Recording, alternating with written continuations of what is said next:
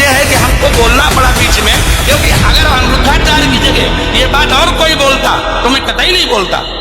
देखिए अनिरुद्धाचार्य जी इस समय टीवी पर छाए हुए हैं, लाखों लोग इनको सुन रहे हैं, तो ये तो यही समझेंगे ना कि अनिरुद्धाचार्य बोल रहे हैं। इसलिए आपके द्वारा कोई अपशब्द नहीं निकलना चाहिए। मैं आपसे वंदन करता हूं, कभी कोई अनर्थ करना हो तो विचार करके करिए। भागवत जी के 8वें स्कंद के 10वें अध्याय में लोग कहते हैं भागवत जी में राधा का नाम नहीं है, राधा का नाम नहीं है। ये लोग गलत कहते हैं, जो भी कहता है गलत कहते हैं। लिखा हुआ है, मैं आपको श्लोक दिखा रहा हूं। भागवत जी के 8वें स्कंद के 10वें अध्याय में श्लोक नंबर 40 है, लिखा है उद्यतायुध दौरदंडई राधावंतो भटान मृधे। राधावंतो लिखा, स्पष्ट लिखा गुरुजी। ऐसा है, नाश मत करिए। आधावंत है, आधावंत में दौड़ते हुए, या संधि हो गई है गुरुजी। नहीं नहीं, ये गलत बात है। आप जो है आयुधों को लेकर के आधावंत। गुरुजी गुरुजी गुरुजी गुरुजी गुरुजी, हम तो आपकी दास हैं, अनर्थ मत कीजिए ना। हमारे गुरुजी कहते हैं अयम अनर्थ ना ना गुरुजी, इसका अर्थ तो सुन लीजिए, इसका अर्थ तो सुन लीजिए। आप जब राधा बता रहे हो, सुनिए सुनिए गुरुजी, इसका अर्थ है राधावंतो भटान मृदेश का अर्थ गुरुजी ने बताया हमें। गुरुजी ने, हमारे गुरुजी, कोई गुरुजी नहीं बता सकता। हमारे गुरुजी कहते हैं बिल्कुल नहीं बना सकते, क्योंकि जब आप राधा बनाओगे तो सर्गे कहाँ जाएंगी? गुरुजी उद्यतायुधई ही हो गया। गुरुजी, गुरुजी कहते हैं क्यों नहीं बोलते? गुरु शब्द है। अब चलिए, भागवत जी में दूसरा है बधू। बधू प्रयोग हुआ है, बधू प्रयोग हुआ है।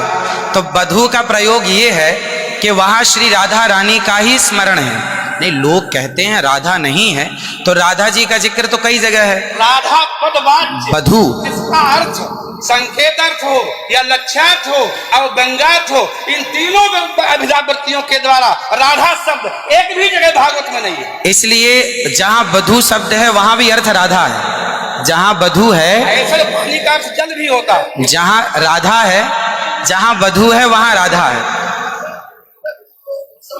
ऐसे थोड़े होता है। जहां आप जैसे लोग देखिए, आप विश्व हमारे गुरुजी ने बताया, ये हमारी क्या ताकत की हम बताएं?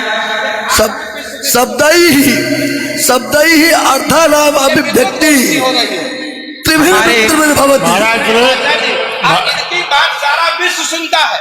महाराज श्री बोले हमारी बात 20 आदमी सुनते हैं। महाराज जी, सुनता है सारा विश्व, पूरे विश्व को सुनाते हैं। गुरुजी जो मेरे गुरुजी ने सिखाया वो मैं बोल रहा हूँ। सिखा ही नहीं सकते, आप अशुद्ध बोल रहे हैं बात। अभी श्री राधा और माधव जो राम नाम है, जो भागवत जी का अर्थ है। अब कोई पूछे कि राधा का अर्थ क्या है, तो राधा का अर्थ ही कृष्ण है, वो कृष्ण का अर्थ ही राधा है। तो राधा ही कृष्ण है और कृष्ण ही राधा है। कुल मिलाकर कहने का अर्थ ये है, गुरुजन ये कहते हैं कि प्रत्येक श्लोक कृष्ण है और प्रत्येक भागवत जी के 18,000 श्लोक, प्रत्येक श्लोक कृष्ण है और श्लोक का प्रत्येक अर्थ श्री राधा है। प्रत्येक श्लोक श्री कृष्ण है और श्लोक का प्रत्येक श्लोक का अर्थ श्री राधा है।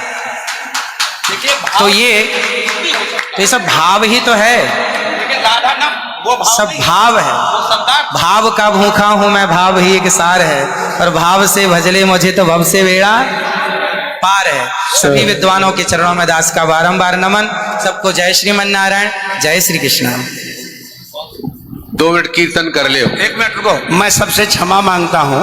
मेरा अनिरुद्धाचार्य के प्रति बड़ी श्रद्धा भाव है, बड़ा आदर है, लेकिन इनकी वाणी चूंकि पूरा विश्व सुन रहा है, ये चैनलों पर आते हैं। भाव जगत में हम कुछ भी कहें, लेकिन जब हम ये कहते हैं ये शब्द में लिखा है, तो वहां पर शब्द और अर्थ का संयोग, क्योंकि गिरा अर्थ जल शब्द बोध्यो व्यनक्ति अर्था शब्दोप्यर्थांतराश्रय एकत्व व्यंजकत्वे तद अन्यस्य सहकारिता। ऐसा हो ही नहीं सकता कि कोई अर्थ प्रकट हो और उसके मूल में शब्द न हो। वहां संधि है, मतलब आयुध ही आयुधों से, मतलब आयुधों से युक्त होकर माने गदा तलवार तीर लेकर के वो राक्षस आधावन था, दौड़े मारने के लिए। शुद्ध यही अर्थ है। किसी अभिधा से, किसी लक्षणा से, लक्षणा तब होती है जब मुख्यार्थ का बाद हो। मुख्यार्थ का बाद हो ही नहीं सकता। सीधा स्वामी बता दें, विश्वनाथ चक्रवर्ती बता दें, अनुचार प्रकाश का बता दे, चूड़िकाकार बता दे, और छोड़िए उन बातों को। आपके गुरु जी के पिताजी ने भी टीका लिखी है, उसी पुस्तक को अभी मंगाया जाए। अगर उसमें राधा शब्द हो, मैं मुंह नहीं दिखाऊंगा कभी। ऐसा हो ही नहीं सकता, अर्थ का अनर्थ। हाँ? नहीं, हमको कष्ट यह है कि हमको बोलना पड़ा बीच में, क्योंकि अगर अनिरुद्धाचार्य की जगह ये बात और कोई बोलता तो मैं कतई नहीं बोलता। देखिए, अनिरुद्धाचार्य जी इस समय टीवी पर छाए हुए हैं, लाखों लोग इनको सुन रहे हैं, तो ये तो यही समझेंगे ना कि अनिरुद्धाचार्य बोल रहे हैं। इसलिए आपके द्वारा कोई अपशब्द नहीं निकलना चाहिए। मैं आपसे वंदन करता हूं, कभी कोई अनर्थ करना हो तो विचार करके करिए। मैं और कोई बात नहीं, सबको क्षमा मांगता हूं।